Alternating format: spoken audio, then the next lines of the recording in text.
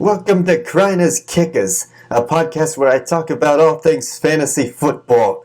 More specifically, where I talk all things about one particular ESPN fantasy football league that I have been in for the past 10 years, but never won. That's right, ladies and gents. We're going behind the scenes this year of one of the most competitive fantasy football leagues of the last decade.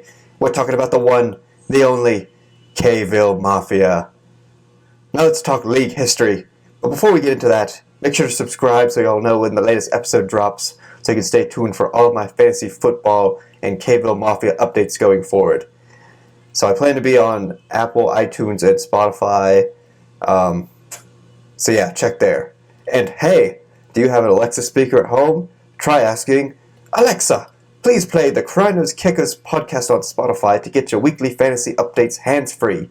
Welcome to the future. Now, I can't actually guarantee that will work. I just think it would be really cool is if you were just sitting at home and you just wanted to play my podcast and it played. So hopefully we get that up and running. But anyways, back to the league history, which I should mention that this is entirely based on my memory, so I may get some years and events slightly mixed up. But this is generally what happened from my perspective. Kville Mafia was started as a 10-team league 10 years ago. Take yourself back to the year 2011. The Green Bay Packers were coming off Aaron Rodgers' first and only Super Bowl win over the Pittsburgh Steelers. The Falcons had just made Julio Jones a first-round pick, and it was still no sure thing in the preseason the Panthers would start their shiny new first overall pick Cam Newton over incumbent Jimmy Clausen. Now, who were our contenders at the time? We already know there was yours truly, the fan favorite, the natural leader, the one everyone looks up to. Then there is the mysterious Brian Smith. Though we know this name is just an alias, no one has ever been able to identify his true identity. He has also won the league at least a couple times by my account. Next we have your boy Jeff, the current commissioner of the league.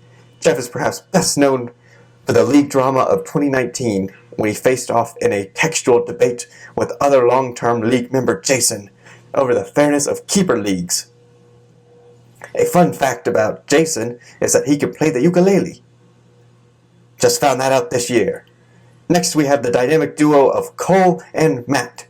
Cole is not to be underestimated. He seems to me he gets better every year, and I know he has definitely made it to the fantasy football finals a couple times at least. Matt, on the other hand, is perhaps most well known for his antics during the draft. He famously once drafted Chad Ochocinco only hours before he was charged with domestic battery in Miami. How about that for rotten luck? Speaking of Miami, next we have Brad, well known for always stacking his team with Dolphins players. From Tannehill to Jarvis Landry to whoever else they got. For better or worse, Brad's got him. And who can forget league favorite Kyle, who seems to just hitch his wagon to any quarterback that has ever played a snap in Philadelphia. You can bet his team can consist of one or all of Nick Foles, Carson Wentz, Jalen Hurts, and Michael Vick. Our final original member is none other than my father, my eternal nemesis. A threat every week and every year. No one has won the league more often than him, other than maybe the aforementioned Brian Smith. Now, it was not long before we realized that we were clearly all too good at fantasy football, that no 10-team league could satisfy our competitive spirits. We needed to expand. We needed to spread the good word of Kville Mafia to the depraved areas of the world. It was time to add some fresh recruits. Only the best of the best would do. First up, we have Drew, a verified sports legend. I once saw this man dunk over 2 elephants in our 9th grade gym class. No exaggeration. Drew can ball. And he also generally knows his stuff with football, so he's a regular contender in the fantasy football sphere. We also added Big Mike, who has turned into a real player in these fantasy games, a regular Joe DiMaggio in the 9th inning, if you know what I mean. He even went all the way to the final last year. I think he won, actually. I don't know, like I said, this is all based on memory because ESPN does not have any stats over the years. So, you know. And our final member that has been with us over the years is my college roommate Trav, a true dark horse and an even better friend. There's no telling during any given years what Travis is thinking on the fantasy battlefield, or if he even cares about the outcome. Either way, if you're playing Travis, you better bring your A game. And that is our league history in a nutshell. What will happen in this momentous 10th year of Cable Mafia? Who will succeed? Who will fail? Will I ever win a championship? Will Brad draft all Dolphins players? Will we see a lot of trades this year?